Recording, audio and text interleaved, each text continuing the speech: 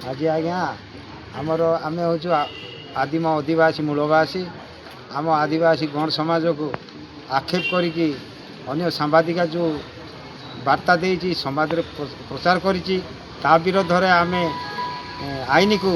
ता उपरे प्रणयन करूँ ताकू वारंट करूँ ताकू आईन दंड दि जाऊ बोलिक आम आज दाबी पत्र राष्ट्रपति पर्यंत मुख्यमंत्री पर्यंत उपजिलापाल पाखे आम उपस्थापना करूँ। आगामी जदि आदिवासी को अणदेखा करेंगे एभलिया जदि बदमान करेंगे ताहले आम आज्ञा दल बल होमें 64 जातिर स्वर उत्तोलन कर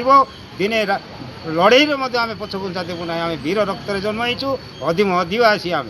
64 जाति आज आम अच्छु ओडावासी में बसस्ती करके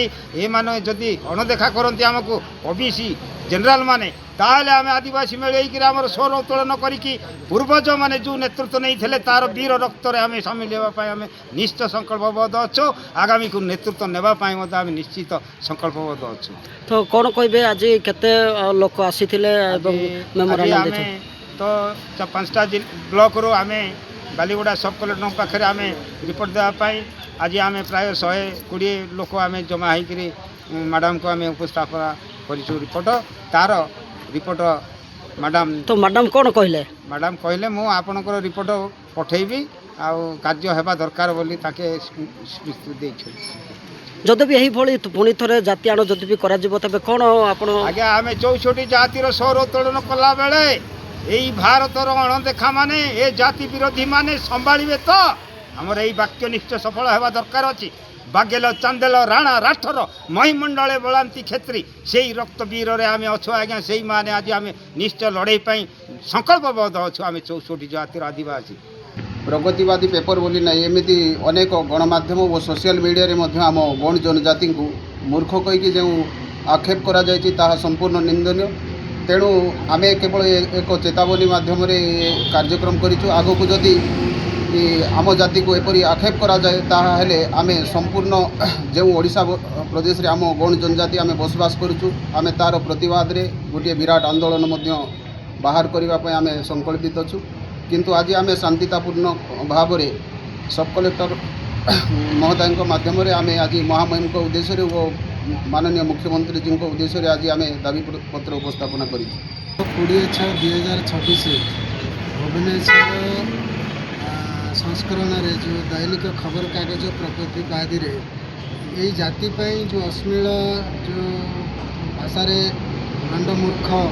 गंडमान संपूर्ण भाव में बार बार से जो भाषा लिखा जाइए जाति को गोटे निंदनीय करा तारी प्रतिवाद रे आमे आज सारा ओडिशा रे अखिल भारतीय गंडवाना गण महासभा तरफ आम तार प्रतिवादी सभा करुचु एवं या द्वारा महामहिम राष्ट्रपति मुख्यमंत्री और राज्यपाल उद्देश्य आज आम स्मारकपत्र देवाई बोली आसलु। ये आम जो आशा करूँ जे जड़े जो जनसाधारण जो उपकार पाई जनसाधारण मंगल पाई जो प्रगतिवादी जो काम करने कथा सी गोटे जाति को आक्षेप करने द्वारा आम आम जाति क्षोभ प्रकाश करछु। तारी ये जदि सरकार एप्रति जदि पदक्षेप न नुए आगामी दिन में आम एपाई दृढ़ पदक्षेप नापी आम गणवाना गण महासभा दृढ़ संकल्प कर समाज पक्ष गोटे दाबीपत्र देते जहाँकि राष्ट्रपति को एवं राज्यपाल को देते गोटे न्यूज पेपर गोटे न्यूज आर्टिकल आसाला जहाँ को लेकिन गंड समाज प्रतिनिधि मैंने आसिक गोटे मेमोरेंडम सबमिट कर ऑनरेबल प्रेसिडेंट ऑफ इंडिया और honourable governor as well as से ऑनरेबल चीफ मिनिस्टर को मेमोरेंडम आसिक ऑफिस सबमिट कर।